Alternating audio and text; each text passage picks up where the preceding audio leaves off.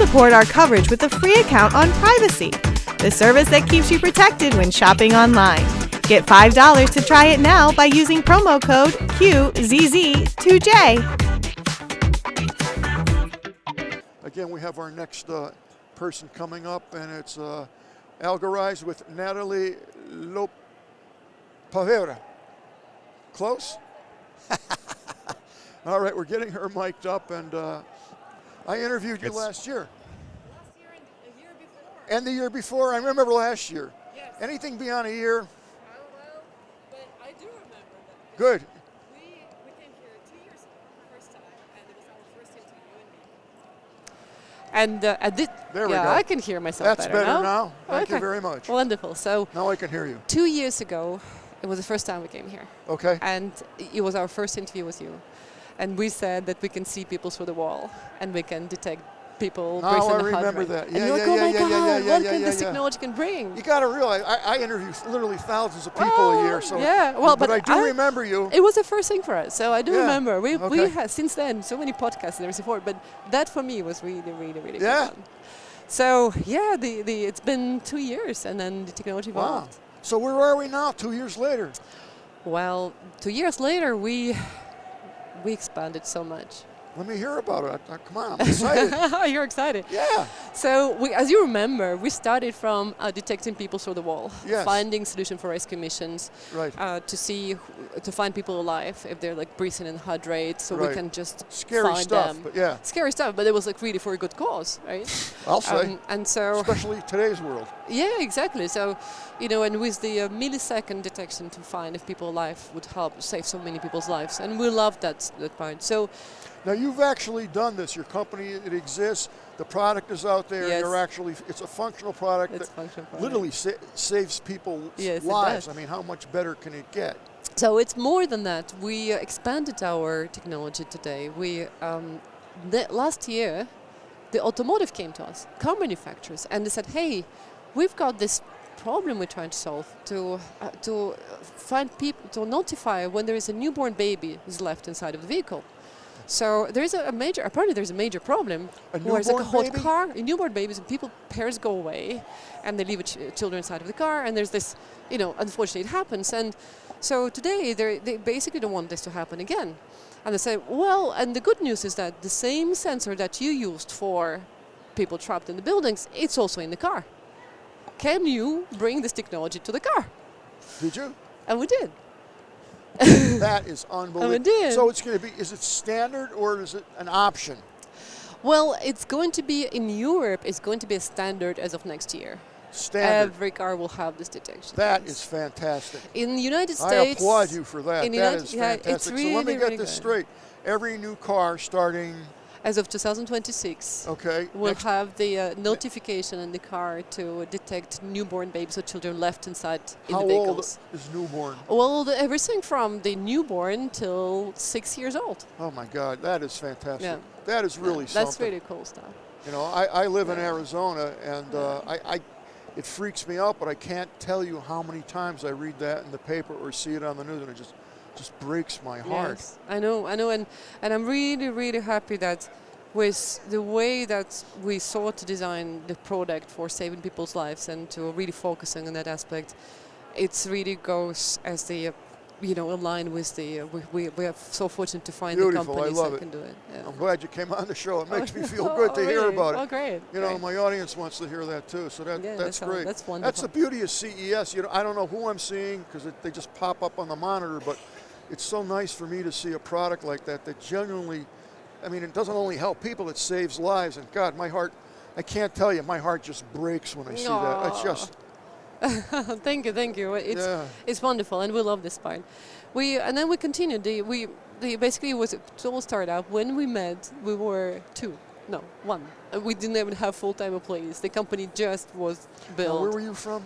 Switzerland. So okay. Your English has improved a zillion %. Yeah, thank you. Well, because I spent a lot of time here right now. I can definitely hear the difference. I do remember that. Go ahead. I'm sorry. Yes, we did. I digress. The company, we opened offices here in the States. We are now present in California. The company got funded. One of our wonderful investors is Amazon Robotics. the Amazon Industrial Innovation Fund. Right. Their purpose is also to build the safety in the warehousing space. Beautiful thing. So the company has grown to now 10 plus people. We are still in Switzerland, half of the people in Switzerland, half in the States. We are now making all these real-time shows. We have not one, we're making three demos on the booth right now. Really? It's growing very fast. And I'm really happy that there are companies in the products that actually build for the safety. Let me ask you a couple questions, because I don't know the answer. Your sensors have to be in place in order for them, obviously, to detect life, human life, correct? Yeah. Are there situations where there could be, I don't know, a mine cave-in or whatever? Can you deploy your technology to that specific area? Yes, absolutely. You can? Yes. And how does that work? So you need to have a sensor at some stage, right? Obviously. So it's like a portable sensor. You can put Okay, it. so they are portable. And do you have a team or a crew? Well, we partner. We partner a lot with the sensor manufacturers. For us, we are a software company, right? So we're purely building algorithms. That's where the name comes from, right? I've heard of those. Oh yeah, exactly. A few of them. And so for us is that we are constantly partnering with the sensor manufacturers that they are present, and so we can build the software. So if there was an emergency, who would law enforcement or medical? Who would they get in touch with?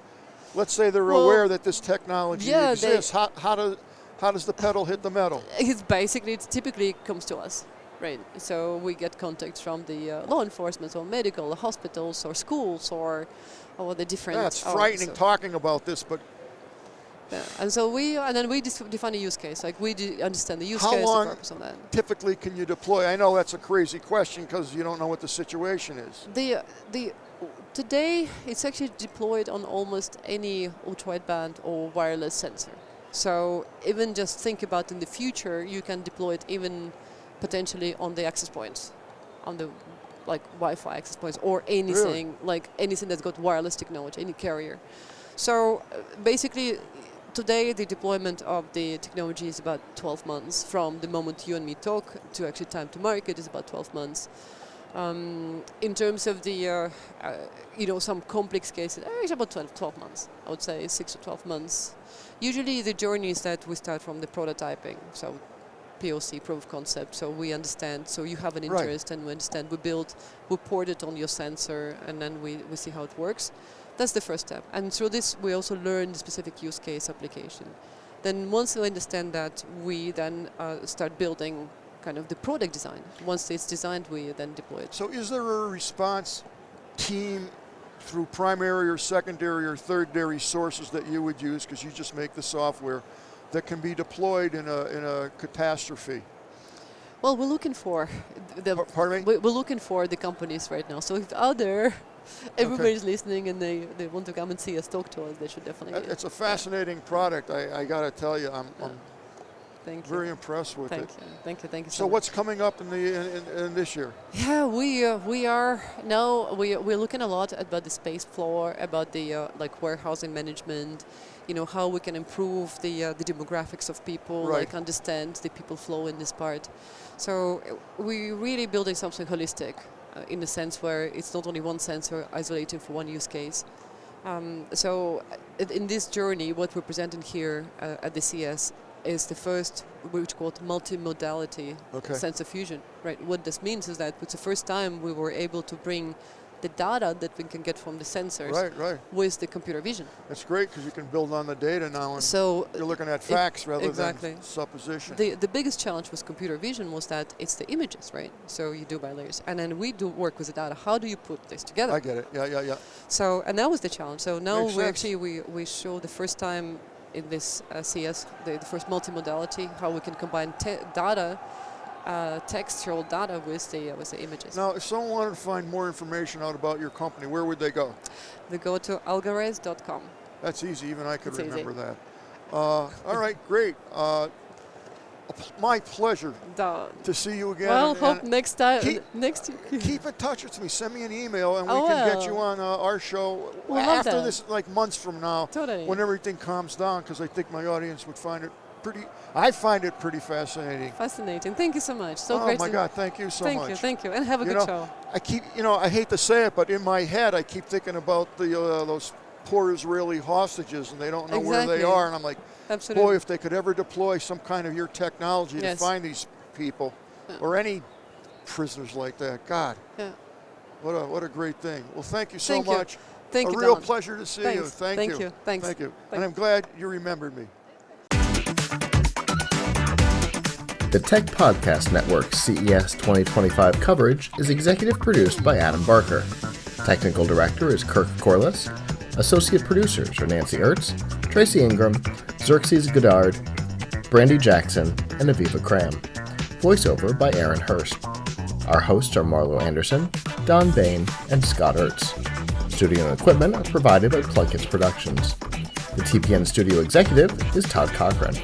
This has been a Tech Podcast Network production, copyright 2025.